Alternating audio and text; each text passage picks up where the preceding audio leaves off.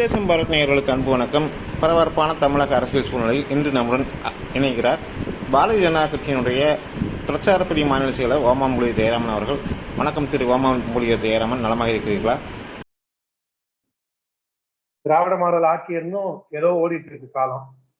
திராவிட model ஆட்சியில இளைஞர்களுக்கு எவ்வளவு வாய்ப்பு வழங்கப்படுது அப்படிங்கிறதுக்கு ஒரு சிறந்த முன்னுதாரணமாக இன்னைக்கு பேச்சுல இல்ல, மேடை பேச்சுல இல்ல, உங்களை மாதிரி மேடை பேச்சுல அல்ல, செயல்ல காட்டும் ஒரு சம்பவமாக செஞ்சுக்கிறாரு. பக்காவான மாஸ் கிளப்பிய ஒரு சம்பவம். சின்ன தளபதி திரு உதயநிதி அவர்கள் துணை முதல்வர் ஆகிறாங்க. முதல் கட்டமா உங்க பார்வையை சொல்லுங்க, எப்படி பாக்குறீங்க? அது கம்யூனிஸ்டுகளை பத்தி வீரத்துறவி ராமகோபாலன் ஒரு கடுமையான குற்றச்சாட்டை முன் வைப்பாங்க. சொல்லுக்கும் செயலுக்கும் சம்பந்தம் இல்ல, நாய் எப்படி வாந்தி எடுத்து சாப்பிடுவோம் அந்த மாதிரி மனித ஜென்மங்கள்ல கம்யூனிஸ்ட் தான் சொன்ன வார்த்தையை they are eating their own words அப்படிம்பாரு. இது என்ன கன்றாவியோ எனக்கு இன்னைக்கு ஞாபகம் வந்துருச்சு. நீங்க கேட்ட கேள்விக்கு அதுக்கு சம்பந்தம் இல்ல. இன்னைக்கு சின்ன தத்தி உதயநிதி ஸ்டாலின் அதானே சொன்னீங்க, நீங்க சின்ன தத்தின்னு தானே சொன்னீங்க? சின்ன தளபதி. ஓ தளபதியா? ஆனா நான் சின்ன தத்தின்னு சொல்றேன். ஏன்னா அப்பா பெரிய தத்தி.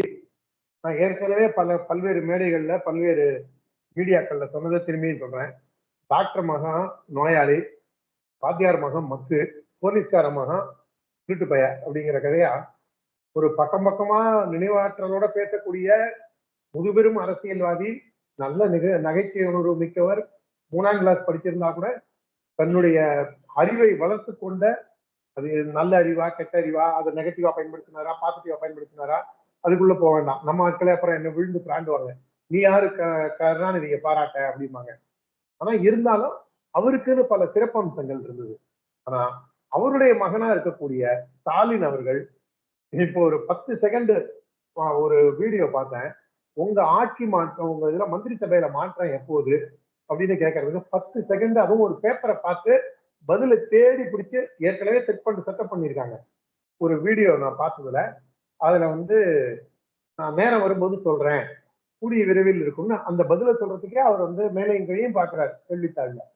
அந்த அளவுக்கு ஒரு எக்ஸாம்போவும் சாதாரணமா சொல்ல வேண்டிய கேள்விக்கு கூட அவர் பேப்பரை பார்த்துதான் பதில் சொல்றாரு. உங்க பேர் என்ன, உங்க அப்பா பேர் என்ன, நீங்க உங்களுக்கு பூர்வீகம் எந்த ஊரு அப்படின்னு கேட்டா அதை கூட துண்டு சீட்டு பார்த்து சொல்ற அளவுதான் முதல்வர் ஸ்டாலின். நான் என்ன நினைச்சேன், அவரு பையன் உதயநிதி ஸ்டாலின், கலைஞரோட பேரன் உதயநிதி ஸ்டாலின், அவங்க தாத்தா மாதிரி ஒரு நினைவாற்றலோட ஒரு எக்ஸம்போவா பேசக்கூடிய ஒரு நல்ல ஒரு சிறந்த செயல்பாட்டாளராக இருப்பாருன்னு நினைச்சேன். நீ நினைச்சுக்கலாம் அதுக்கு நானாடா பொறுப்பு அப்படின்னு நீங்க நினைக்கலாம், இல்ல உதயநிதி ஸ்டாலின் நினைக்கலாம். சரி, சினிமா எல்லாம் நினைச்சு நடிச்சு தன்னுடைய கூச்சத்தை போக்கிக்கிறாரு, பேச்சாற்றலை வளர்த்துக்கணுங்கிறதுக்காக தான் சினிமால நடிக்கிறாரு அப்படின்னு ஒரு அந்த மாதிரிலாம் சில பேர் கருத்து சொன்னாங்க. ஓஹோ, இது கூட உண்மையா இருக்குமோன்னு நினைச்சேன். ஆனா பார்த்தா இந்த ஆளும் ஒரு பெரிய தத்தின்னு தான் நாம புரிஞ்சுக்கிறேன். நீங்க அரசியல் செய்யலாம், எதிர்கட்சி என்ன அரசியல் செய்யாம அவியலா செய்யணும்னு மு.க. ஸ்டாலின் சொன்னாரு. ஆனா இவரு செஞ்ச அரசியல்ல இவரே மாட்டிக்கிறார். தான் வெட்டின குழியிலேயே உதயநிதி ஸ்டாலின் விழுறாரு. அதுக்கு ஒரு 3-4 உதாரணம் சொல்றேன். முதல் உதாரணம், நீட்டு விலக்குக்கு எங்களுக்கு அந்த ரகசியம் எங்களுக்கு தான் தெரியும், அதை நான் சொல்ல மாட்டேன் அப்படின்னு சொல்லிட்டு நீங்க நாமெல்லாம் இளைஞ போராடணும்னு சொல்லி 50 லட்சம் பேர்த்த கையெழுத்து வாங்கி அதை கொண்டு போய் இளைஞரணியோட மாநாட்டுல, சேலம் மாநாட்டுல வச்சாரு. இதை சுப்ரீம் கோர்ட் எப்படி 50 லட்சம் கையெழுத்தெல்லாம் ஏத்துக்குன்னு எனக்கு புரியல. அப்படின்னா இந்த கோர்ட் கையெழுத்தை வச்சுதான், மக்களுடைய இதை வச்சுதான், ஒப்பீனியனை வச்சுதான் போகுதுன்னா அப்ப கோர்ட் பல்வேறு விஷயங்கள்ல மக்கள் கருத்து தானே கேட்கும். சட்டம்ங்கிறது வேற, மக்கள் கருத்துங்கிறது வேற இல்ல. மக்களுக்காக தான் சட்டம், அது வேற. ஆனா இவரு அரசியல் பண்ணி 50 லட்சம் கையெழுத்து வாங்கிட்டேன்னு சொல்லி சேலம் இளைஞரணி மாநாட்டுல வச்சாரு. திரும்பி வரும்போது பார்த்தா அதுல ஒண்ணுமே காணும். கட்சிக்காரங்களெல்லாம் கேட்டேன், என்னப்பா இளைஞரணியில எனக்கு நிறைய பேர் கட்சியில இளைஞரணினா அங்க 50 வயசு 60 வயசுல இருக்கிறதா இளைஞரணியில இருந்தான். நான் திமுக இருந்தா நான் ஒரு இளைஞரணியில மாநில செயலாளர் அப்படின்னா பாத்துங்க அந்த இளைஞரணியோட பவுஷு. அந்த இளைஞரணியில இருக்கக்கூடிய நிர்வாகிகளை கேட்ட போது அவங்க என்ன சொன்னாங்க, எங்க வீட்டுல பேரம் பிள்ளைங்க பேரம்பேத்தி எல்லாம் இருக்கு இல்லைங்களா, அது ஏதாவது டாய்லெட் போயிடுச்சுன்னா அதை துடைக்கிறதுக்காக அந்த 50 லட்சம் கையெழுத்தையும் நாங்க உருவிட்டு போயிட்டோம், ஒரு பேப்பர் கூட இல்லைன்னாங்க. டிஷ்யூ பேப்பரா பயன்படுத்துற அளவுலதான் திமுக உதயநிதி ஸ்டாலினோட முதல் செயல்பாடு அமைஞ்சது. 2வது செயல்பாடு, சனாதனத்தை ஒழிப்பேன், அது வந்து கொசு டெங்கு மாதிரி அப்படின்னாரு. அது சனாதனத்தை ஒழிப்பேன், எனக்கு அதுல நம்பிக்கை இல்லைன்னு சொன்னவரு, நானும் ஒரு கிறிஸ்துவன் தான் சொன்னவரு, இன்னைக்கு 3:30 மணிக்கு பதவி ஏத்துக்கிறாரு. ஏன் 4:30 மணிக்கு 5 மணிக்கு கொழுத்த ராவு காலத்துல எனக்கு சனாதனத்துல நம்பிக்கை இல்ல, எனக்கு இந்து கடவுள்கள்ல நம்பிக்கை இல்ல, பகுனம் நேரம் நிமித்தம் இதுல வந்து எனக்கு சடங்குகள்ல நம்பிக்கை இல்ல, அந்த காரணத்தினால 3:30 மணிக்கு எனக்கு பதவி பிரமாணம் கூடாது, கரெக்டா 4:30 மணிக்கு ஆரம்பிச்சு கொழுத்த ராவு காலம் 5 மணி 5:10 தான் எனக்கு பதவி பிரமாணம் செஞ்சு வைக்கணும் சொல்ல வேண்டியதானே அவரு?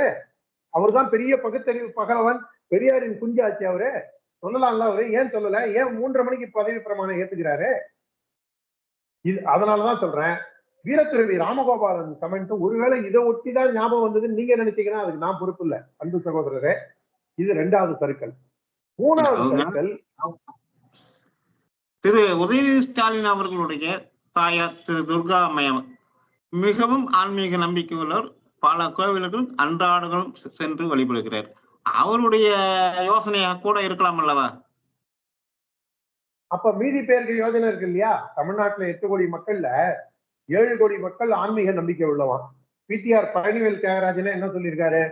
வேட்புமனு தாக்கல் செய்யறதுக்கு 15 நாள் இருந்ததுன்னா எங்க ஆட்கள் எல்லாம் குறிப்பிட்ட நாள்ல 90 புரியும்படியா சொன்னோம்னா டபுள் வாட்ச் டக்லஸே சொல்லியிருக்காரு.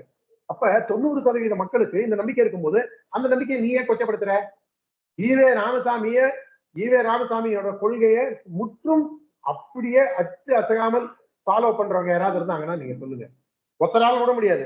ஏன்னா பெண்கள் பாப் கட் பண்ணிக்கணும்னாரு, வீட்டுல வேலைக்காரியோட இங்கிலீஷ்ல பேசுனாரு, அதுக்கப்புறம் பெண்கள்லாம் கர்ப்பப்பையை எடுத்துருன்னு சொன்னாரு. எனக்கு பாருங்க, இங்கிலீஷ்ல பேசுன்னு சொல்லி ஈவே ராமசாமி சொல்லியிருந்தாரு, யாரும் தமிழ்ல பேசாதீங்கன்னு. ஒருவேளை மு.க. ஸ்டாலின் அவர்கள் தமிழக முதல்வர் வீட்டு வேலைக்காரிகிட்ட, சம்சாரத்துக்கிட்ட, பையன்கிட்ட, கார் டிரைவர்கிட்ட, அவருக்கு சல்யூட் அடிக்கிற இவங்கள்ட்ட கான்ஸ்டபிள்ஸ் எல்லாம் கூட அவர் இங்கிலீஷ்ல பேசியிருந்தாருன்னு வச்சுக்க, அவருக்கு அவருடைய வந்து ஆல்ரெடி டோல்டட்னு சொல்லி இருக்க மாட்டார். இங்கிலீஷ்ல பேசினா இல்ல, நம்ம பெரியார் கொள்கையோட அப்புறம் பேசுவோம். இப்ப துணை முதல்வர் பதவியேற்பு சொல்லிடுறேன். ஏன்னா பெரியார் கொள்கையில இவர் ஏன் ராகு காலத்துல பதவி ஏற்றுக்கலைங்கிறதா என் கேள்வி. அதே நேரத்துல ஸ்டாலினும் வந்து பெரியார் கொள்கையில இருந்து ஈவே ராமசாமி கொள்கையில இருந்து வழுவி போயிட்டாரு அப்படிங்கிறதா. இதை வந்து யாரும் பேசவும் இல்லை. 2வது வந்து ஆங்கிலம் ஒரு பெரிய இதுவும் கிடையாது. ஆனா நீங்க வந்து ஆங்கிலம் தான் படிக்கணும்னு சொல்லிட்டு நீங்க டபுள், அதாவது பல்டி, இவங்களுடைய பல்டிக்காக நான் சொல்ல வரேன். அந்த மாதிரி உதயநிதி ஸ்டாலின் நீங்க பாத்தீங்கன்னா அவர் வந்து என்ன வார்த்தை சொல்றாரோ அதுக்கு நேர் எதிராகத்தான் அவர் செயல்படுறாரு. நீங்க பாருங்க, 250 கோடி ரூபாய்க்கு ஒரு ரேசிங் ட்ராக் அமைச்சு சென்னை மாநகரத்துக்குள்ள, அதுவும் இந்து அலுவலகம் பக்கத்துல தூர்தர்ஷன் ரோட்ல 250 கோடி ரூபாய்க்கு ஒரு ரோடு அமைச்சு ரேசிங் ட்ராக் வச்சாரு. அந்த ரோடு நல்லா இருக்கும்னு பார்த்தா இப்ப மழை பெஞ்ச உடனே பல்லு இழிச்சிட்டு நிக்குது. இவர் வந்து சவுக்கு சங்கர்ல இருந்து பல பேர் சொன்னது என்னன்னா, நிவேதா பெத்ராஜ்ங்கிற ஒரு நடிகைக்காக தான் இதெல்லாம் அவர் செய்கிறாரு அப்படின்னு ஒரு குற்றச்சாட்டை முன் வச்சாங்க. உங்களை மாதிரி பத்திரிகைக்காரங்க தான் உதயநிதி ஸ்டாலின் ஏங்க இந்த ரேஸ் வச்சதே நீங்க நிவேதா பெத்ராஜுக்காக தான் வச்சீங்கன்னு சொல்றாங்களே. கொஞ்சம் யோசிச்சு பாருங்க. ஒரு மாநிலத்தை ஆளுகின்ற அரசு, அந்த அரசுல வந்து ஒரு முக்கியமான துறையை கையில வச்சு இளம் வயதுல திறமையா செயல்படுற ஒரு நபர் மேல சினிமா நடிகையை கனெக்ட் பண்ணி ஒரு அபாண்டமா குற்றச்சாட்டு வைக்கிறது வந்து ஒரு நாகரிகத்துக்கு உட்பட்டதா? நீங்க சொல்லுங்க.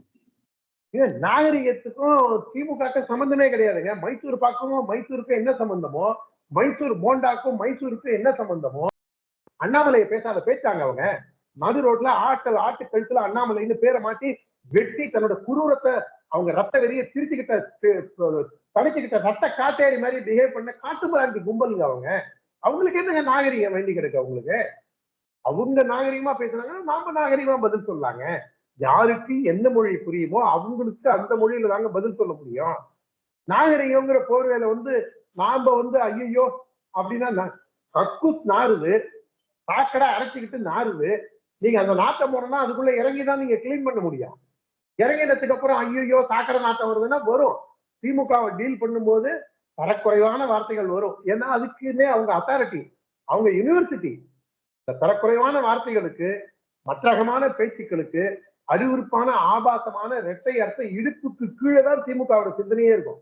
அதுல அவங்க வந்து ஒரு 4 பல்கலைக்கழகத்துக்கு சமமானவங்க. நான் அதுல வந்து எல்கேஜி ஸ்டூடெண்ட்ஸுங்க. அதனால இவங்களுக்கு ஒரு பெரிய இதெல்லாம் தேவையே இல்லை. நான் இன்னொன்னு கேட்கிறேன், 250 கோடி ரூபாய் மக்கள் பணத்தை வீணடிச்சாங்களா இல்லையா? அந்த ட்ராக் ரேசிங் ட்ராக் போடுறதுக்கு எவ்வளவு செலவாச்சு, அந்த 2 நாளைக்கு நீங்க டிராபிக்கை பிளாக் பண்ணி, அதுல ஆக்சிடென்ட் வேற, பக்கத்திலேயே ஆஸ்பத்திரி, ஒரு போலீஸ்காரர் வேற செத்துப்பட்டாரு, குளத்தூர் போலீஸ்காரர். இதுக்கெல்லாம் காரணமா இருந்தது யாரு? விளையாட்டு பிள்ளையா இருக்கக்கூடிய அந்த உதயநிதி ஸ்டாலின்.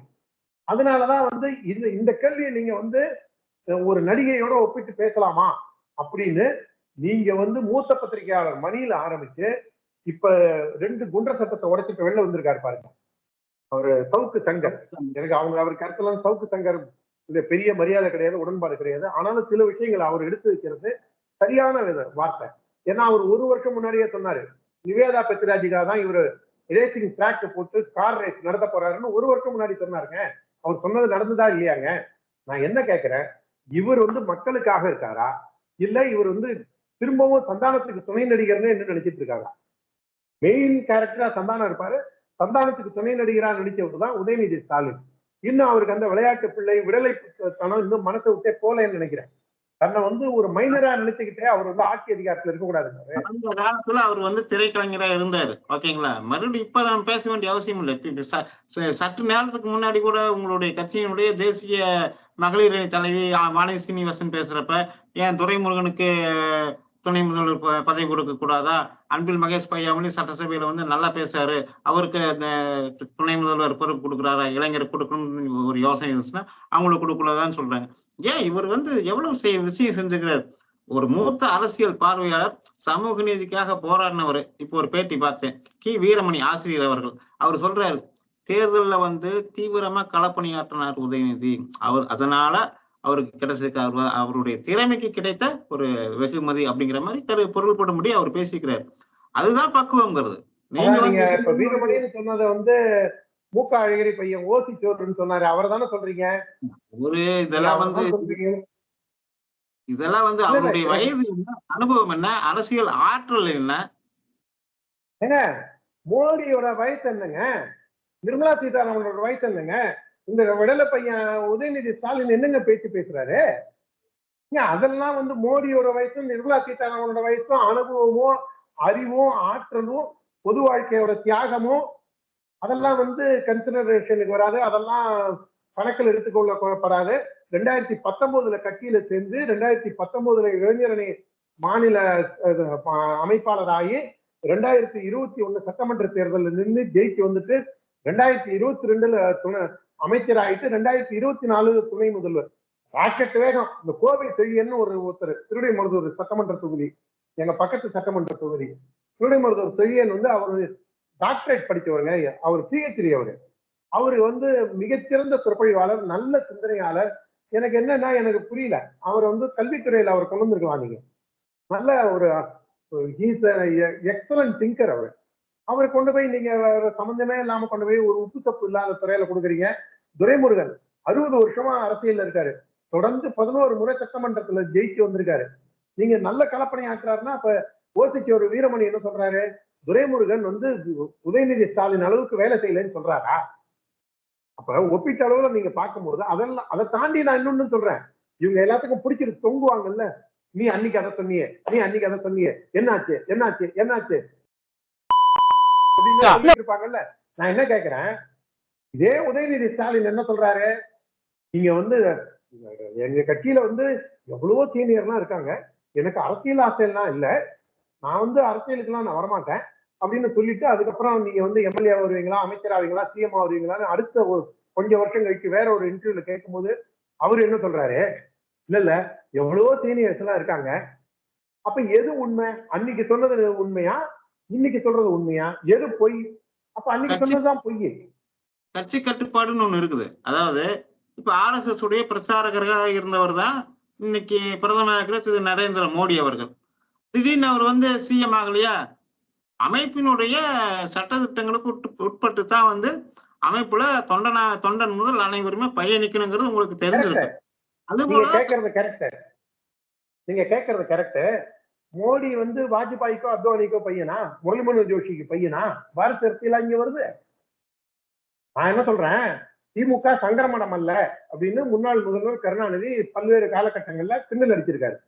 சங்கரமடத்தை கிண்டல் அடிச்சுக்கிறதா நினைச்சு கருணாநிதி மல்லாக்கா படுத்தி வச்சு உமிஞ்சிட்டாரு. சங்கரமடத்துல ஒருத்தர் சன்னியாசியா வரணும்னா சங்கராச்சாரியா வரணும்னா அதுக்கு நீங்க 12 வருஷம் வேதம் படிச்சிருக்கணும். உங்களுக்கு ஜாதகத்துல சன்னியாசி யோகம் இருக்கணும். உங்க வீட்டுல சன்னியாசம் கொடுக்கறதுக்கு ஒத்துக்கணும். நான் என்ன கேட்கிறேன், 100 வயசு வாழ்ந்தார் சந்திரசேகர சரஸ்வதி சுவாமிகள். இவர் மகாபெரியவர்மாங்க. அவருடைய பையனா புதுப்பெரியவரா இருந்த ஜெயேந்திர சரஸ்வதி, இல்ல அவருடைய பேரனா இப்ப இருக்கக்கூடிய பாலபெரியவா விஜயேந்திர சரஸ்வதி. சங்கர மரத்துல வாரிசு அரசியல் கிடையாது. ஆனா இது ஒண்ணு வாரிசு அரசியல் ஒண்ணு, இது ஒண்ணு சங்கர மரம் அல்லன்னாரு. இப்ப வாரிசு அரசியல்னா இது ஒண்ணு இந்த திமுக கிடையாது அப்படின்னு தான் சொல்லணும். இப்ப நீங்க கேட்ட கேள்விக்கு மோடி மட்டும் வரலையா அப்படின்னா, மோடி திறமையின் அடிப்படையில் இது பண்ணாரு. அப்போ ஒண்ணு சொல்லுங்க, திமுகவோட நீங்க சொல்றதுல நான் புரிஞ்சுக்கிறது என்னன்னா, திமுகவோட சட்டத்திட்டங்கள் அவங்க கருணாநிதி குடும்பத்துல பிறந்திருக்கணும். கருணாநிதி குடும்பத்துல பிறந்திருந்தா கூட ஸ்டாலினோட வாரிசுகள் தான் முன்னெடுக்கப்படுவார்கள். ஏன்னா துரை தயாநிதினு இன்னொருத்தர் இருக்காரு, மூக்க அழகிரி பையன். அவருக்கு இளைஞர்களில எந்த பொறுப்பும் கொடுக்கல. கயல்விழின்னு ஒரு பொண்ணு இருக்கு மூக்க அழகிரிக்கு, அவங்களுக்கு எந்த பொறுப்பும் கொடுக்கல. திமுகலயே கனிமொழி இருக்காங்க, கனிமொழியை துணை முதல்வர் ஆக்கல. அதே மாதிரி தயாநிதி மாறன், அந்த ஆள் ஒரு அரகண்ட், ஆணவம், கொழுப்பு, வாயை திறந்தாலே வாய்க்கொழுப்போட பேசக்கூடிய நபர். ஒரு சின்ன பொண்ணு பிரியான்னு ஒரு சின்ன பொண்ணு மேயராக்கி ஆய்வு பார்த்து திராவிட இயக்கம். நீங்க விஷயம் தெரியாம பேசுறீங்களா, தெரிஞ்சுட்டு மறைக்கிறீங்களான்னு தெரியல. நீங்க மகளிர் உரிமையை பத்தி, பெண் உரிமையை பத்தி திராவிட இயக்கத்துக்கு பாடம் நடத்த வேண்டியது அவசியம் இல்லை, சரிங்களா? நாங்க கிட்டத்தட்ட 1949 இருந்தே அதை உயிர் மூச்சை வச்சுட்டு இருக்கிற அமைப்பு தான் திராவிட முன்னேற்ற கழகம். இடத்துல இல்லைன்னு வச்சுக்க. இப்ப அந்த மேயர் பிரியா இருக்காங்க, அவங்க செங்கை சிவத்தோட பேச்சு, கட்சிக்காரோட பேச்சுங்கிறது நல்லா கொடுத்தாங்களே தவிர, கட்சிக்காக இந்த பொண்ணு இதுக்கு ஒரு 30-35 வயசு இருக்கும். அந்த சின்ன பெண்ணு சொல்றீங்க, அதுக்கு ஒரு 30-35 வயசு இருக்கும். அவங்க பாருங்க எந்த அளவுக்கு பெண் உரிமையை போற்றி பாதுகாக்கிறாங்கிறது நான் வியந்து போயிட்டேன். நான் ஒரு கூட அந்த டபேதாரா வர ஒரு பெண்மணி 50 வயது இருக்கும், கிட்டத்தட்ட நடுத்தர வயது பெண்மணி. அவங்க லிப்ஸ்டிக் போட்டு வந்துட்டாங்கிற காரணத்தினால, நீ லிப்ஸ்டிக் போட்டு வரக்கூடாது, இனிமே நீ லிப்ஸ்டிக் போட்டு வந்தேன்னா மேடமுக்கு பிடிக்கல, ஏன் போட்டு வந்தா என்னன்னு கேட்டிருக்காங்க அவங்க. நீ லிப்ஸ்டிக் போட்டு வர்றது மேடமுக்கு பிடிக்கல, அதனால லிப்ஸ்டிக் போட்டு வரக்கூடாது அப்படின்னு பிஏ விட்டு எச்சரிச்சிருக்காங்க. ஆகஸ்ட் முதல் வாரத்திலேயே எச்சரிச்சிருக்காங்க. அவங்க என்னுடைய உரிமை, என் தட்டு என் உணவுன்னு இவங்க கூவுறாங்கல்ல, அந்த மாதிரி என் வாய் என் உதடு என் லிப்ஸ்டிக் அப்படின்னு அந்த அம்மா சொல்லுவோம். திரும்பியும் லிப்ஸ்டிக் போட்டு வருவோம். அவங்கள டிரான்ஸ்ஃபரே பண்ணிட்டாங்க. அதுவும் பக்கத்துல இருக்கிற ஜோனுக்கு பண்ணா பரவாயில்ல. ஓ எனக்கு போட்டியாவா நீ லிப்ஸ்டிக் போட்டு வர அப்படின்னு. நான் பெண் விடுதலை, அந்த அளவுக்கு பெண் சுதந்திரத்தை போற்றி பாதுகாக்கும் கட்சி திராவிட முன்னேற்ற கழகம். ஒருவேளை நீங்க சொல்ற மாதிரி அவங்க பெண் உரிமைக்கு முக்கியத்துவம் கொடுக்கறதா இருந்தா, கனிமொழி அவங்கள கவிதா நினைங்கிறாங்க. அதாவது எப்படி கவிதைன்னா, இன்றோ ஞாயிற்றுக்கிழமை நேற்றோ சனிக்கிழமை, இன்றோ ஞாயிற்றுக்கிழமை நேற்றோ சனிக்கிழமை, இதையே மாத்தி மாத்தி மடக்கி சொன்னீங்கன்னு வச்சுக்கீங்க, அதான் கவிதை. அந்த மாதிரி ஒரு கவிதா இணைன்னு அவங்களுக்குன்னு ஒரு கும்பல் பாராட்டுறது பாருங்க. ஏதோ ஓரளவுக்காக அந்த அம்மா இந்த சின்ன தத்தி மாதிரி இல்லாம பெரிய தத்தி இல்லாம மாதிரி இல்லாம, தப்போ ரைட்டோ தமிழ்நாட்டுல நீங்க சொல்றது முற்றிலும் உண்மைக்கு புறம்பானது. அதாவது கவிஞர் கனிமொழி மட்டுமல்ல, பேராசிரியர் சுபவீர பாண்டியன், பட்டிமன்ற சிறப்பு பேச்சாளர் திரு நடுவரா பணியாற்றுகிறாரு திண்டுக்கல் லியோனி அவர்கள், எழுத்தாளர் திரு மனுஷ்ய புத்திரன், இது மாதிரி பல்வேறு ஆளுமைகளுக்கு அங்கீகாரம் அளிச்சதுதான் திராவிட மாடல் ஆட்சியினுடைய சிறப்பு. இதெல்லாம் நீங்க மூடி மறைச்சாலும் 1000 கைகள் மறைத்து நின்றாலும் மறைக்க முடியும். யாரு லியோனி லேடிஸோட இடுப்பை பத்தி வர்ணிச்சு அது எரும மாட்டோட ஒப்பிட்டாரு, அந்த லியோனியை சொல்றீங்களா? பட்டிமன்றத்துல ஆபாசமா பேசக்கூடிய லியோனியை சொல்றீங்களா? இல்ல ஜெயலலிதாவை கொச்சையா விமர்சிச்ச லியோனிய சொல்றீங்களா? இல்ல கேடுகட்டத்தனமாவே நகைச்சுவைங்கிற பேர்ல சொல்ற லியோனிய சொல்றீங்களா? இல்ல கள்ளக்காதலுக்கு புது உரிமை கொடுத்து திருமணம் கடந்த உறவு அப்படின்னு சொல்ற சுபவியை சொல்றீங்களா? இல்ல இதுல தமிழ் தேசிய தலைவரால அறிவாலய ஒட்டுத்திண்ணை குடியிருப்பாளர்னு சொல்லப்பட்ட சுபவியை சொல்றீங்களா? இல்ல வீட்டுக்குள்ள ஜாதியை போட்டுக்கிட்டு பத்திரிகையில தாம் பேர சுபவீர செட்டியார்னு போட்டுட்டு வீரபாண்டிய செட்டியார்னு பத்திரிகையில போட்டுட்டு வெளியில ஜாதி ஒழிப்பை பத்தி வாய் கழிய வாய்க்காங்கரைக்கு வாய் நெடுங்கிற கதையா பேசக்கூடிய சுபவியை சொல்றீங்களா? இல்ல இளம் விதவையாளர்கள் தமிழ்நாட்டுல அதிகமாயிட்டாங்கன்னு அதிமுக ஆட்சியில பேசிட்டு இப்ப இளம் விதவைகளை உருவாகாத மாதிரி பேசக்கூடிய கனிமொழியை சொல்றீங்களா? இல்ல மெழுகுவர்த்தி ஊர்வலம் இதுல உத்தரப்பிரதேசத்திலேயோ மத்திய பிரதேசத்திலேயோ ஏதாவது பெண்களுக்கு பிரச்சனைனா மெழுகுவர்த்தி ஊர்வலம் போற கனிமொழி அக்காவை சொல்றீங்களா? இல்ல தமிழ்நாட்டுல இளம் சிறார்கள் பொசுக்கப்படும் போது வேடிக்கை பார்க்கக்கூடிய கனிமொழி அக்காவை சொல்றீங்களா அப்படின்னு என் புரிதலுக்காக கேட்கிறேன். இல்லைன்னா குறைஞ்சபட்சம் நம்மளுடைய யூடியூப்பை பார்க்கக்கூடிய நேயர்களாவது கமெண்ட்ல தெரிவித்தாங்கன்னா நானும் புரிஞ்சுப்பேன். அந்த கனிமொழியை கூட துணை முதல்வர் ஆக்காம அவர் உதயநிதி ஸ்டாலின்ல தான் துணை முதல்வர் ஆக்குவேன் அப்படின்னு புரியாத முடித்தாங்கன்னா அது ஒரு பாசிச அப்ரோச்சா, வாரிசு அரசியலா, ஜனநாயக.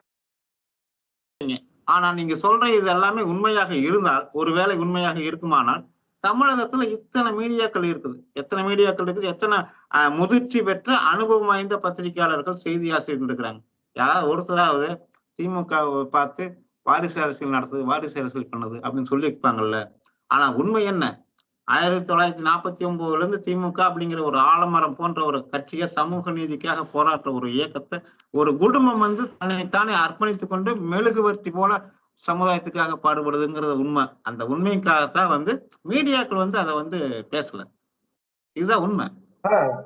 கரெக்ட், உண்மை உண்மை. மெழுகுவர்த்தி மாதிரி அவங்க உருகல, அந்த கட்சி தொண்டர்கள், தமிழர்கள் இவங்க எல்லாம் உருக்கி அந்த அந்த வெளிச்சத்துல இவங்க குளிர்காயிறாங்க.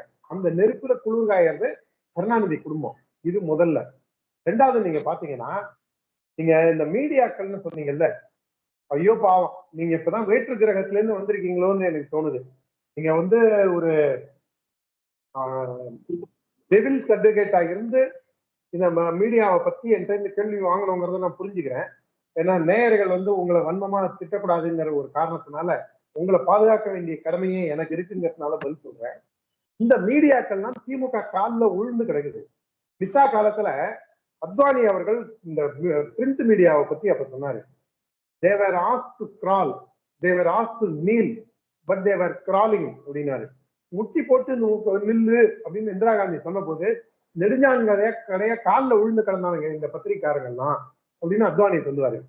இப்போ they were not asked to kneel, now they have been asked to crawl. ஆனா அந்த அப்படியே அட்டைப்பூச்சி மாதிரி அப்படியே ஒட்டிக்கிட்டானுங்க. திமுக காலடியில அப்படியே இறுக்கமா கிடக்கானுங்க. காலை பிடிச்சிட்டு ஆண்ட பிதாவே எங்களை கைவிடாதீர், பிதாவே எங்களை கைவிடாதீர்னு சொல்லிட்டு அவங்க ஆண்டே எங்களை கை விட்டுறாதீங்க, ஆண்டே எங்களை கை விட்டுறாதீங்கன்னு கெட்டியமா ரெண்டு காலையும் பிடிச்சிக்கிட்டானுங்க. பத்திரிகையால நவரவே முடியாது. இப்ப கடும் போட்டி. சோசியல் மீடியால இருக்கக்கூடிய 200 ரூபாய் ஊப்பிகளுக்கும் மெயின்ஸ்ட்ரீம் மீடியால இருக்கக்கூடிய ஆங்கர்களுக்கும் தான் கடுமையான போட்டி. நீங்க நல்லா கவனிச்சு பாருங்க. சாதின கேள்வி கேட்கும் போது, சார் உங்கள் இளமையின் ரகசியம் என்ன? உங்களுக்கு சைவம் பிடிக்குமா, அசைவம் பிடிக்குமா? நீங்க அப்பா செல்லமா, அம்மா செல்லமா? உங்களுக்கு உங்களுடைய பொழுதுபோக்கு சினிமாக்கு போறதா என்ன? அண்ணி கிட்ட உங்களுக்கு பிடிச்ச விஷயம் என்ன? இததான் இந்த 4 பேட்டிலையும் அந்த பத்திரிகையாளர் கேட்டிருக்காரு. அண்ணாமலை கிட்ட கேட்கும் போது, ஜப்பான்ல ஹிரோஷிமா நாகசாகியில குண்டு போட்ட போது அந்த குண்டோட வீரியம் எவ்வளவு, அந்த ஆட்டம் பாம்புக்கு இது எழுதினது யாரு, சயின்டிபிக் கோடு எழுதினது யாரு, இதுல கூடங்குளம் இருக்கிற கேள்விகளை அண்ணாமலைகிட்ட கேட்பாங்க, ஹெச் ராஜாட்ட கேட்பாங்க. ஆனா நீங்க அம்மா செல்லமா, அப்பா செல்லமா, சைவமா, அசைவமா, நீங்க உங்களுடைய பொழுதுபோக்கு என்னன்னு இந்த மாதிரி ஒரு கடுமையான கொடூரமான கேள்விகள் எல்லாம் மு.க. ஸ்டாலினை பார்த்து கேட்பாங்க.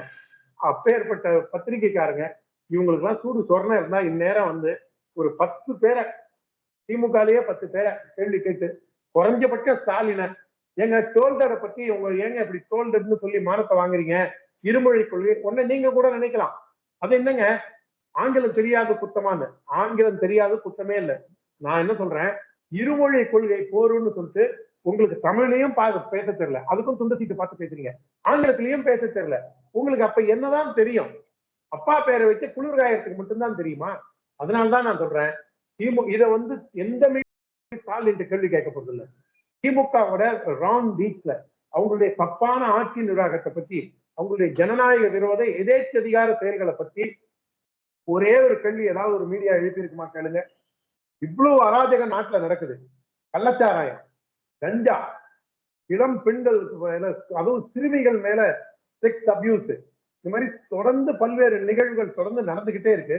ஏதாவது ஒரு மீடியா ஒண்ணும் இல்லைங்க, இந்த கார் ட்ராக் ரேஸை பத்தி ஒரு கேள்வி இது வரைக்கும், எங்க எவ்வளவு செலவு பண்ணீங்க, எவ்வளவு வருமானம் வந்தது, நீங்க இதுல இருந்து நீங்க சுற்றுலா பெருகும்லாம் நீங்க ரீல் விட்டீங்களே, காதுல பூச்சுட்டீங்களே, வாட் இஸ் த ரியாலிட்டி? யாராவது ஒரு மீடியாக்காரன் கேட்டிருப்பானா? இது வரைக்கும் கேட்டிருப்பானா? நீங்க ஒரு சாதாரண நிகழ்வு, கோயம்புத்தூர்ல நடந்த ஒரு நிகழ்வு வச்சு ஒரு வாரம் கும்மி அடிச்சீங்களே. குறைஞ்சபட்சம் உதயநிதி ஸ்டாலினை பார்த்து 3:30 மணிக்கு வைக்கிற நீங்க சனாதனத்தை அழிப்பேன், டெங்கு கொசு மாதிரி ஒழிப்பேன் அப்படின்னு நீங்க டெங்கு மலேரியா மாதிரி ஒழிப்பேன்னு சொன்ன நீங்க ஏங்க 3:30 மணிக்கு பதவி ஏத்துக்கிறீங்க? 4:45 5 மணிக்கு பதவி ஏத்துக்கிட்டு நீங்க சனாதன எதிர்ப்பாளர்னு நிரூபிக்க வேண்டாமா? நீங்க ஈவேராவின் வழித்தோன்றல் இல்லையா? ஈவேராவின் குஞ்சு அல்லவா நீங்க அப்படின்னு கேட்டிருக்கணுமா இல்லையா? ஏதாவது ஒரு மீடியாக்காரன் கேட்டானா? குறைஞ்சபட்சம் அந்த ஓசிக்கு ஒரு வீரமணியோ இல்ல ஒட்டு திண்ணை குடியிருப்பாளர் சுபவியாவது கேட்பாங்களா? நீங்க எங்க சித்தாந்தத்துல நழுவி போயிட்டேன்னு கேட்கவே மாட்டாங்க. மீடியா இன்றைக்கு திமுகவின் அடியாட்களாக செயல்பட்டுக் கொண்டிருக்கிறது. நன்றி திரு ஓமமொழி வீரவன். இணைப்பில் நேரம் ஒதுக்கி பல்வேறு கருத்துக்களை பகிர்ந்து கொண்டீர்கள். தங்களது நேர பகிர்வுக்கும் கருத்து பகிர்வுக்கும் நம் தேசம் பாரத் நேயர்கள் சார்பில் நன்றி தெரிவித்துக் கொள்கிறோம். நன்றி, வணக்கம்.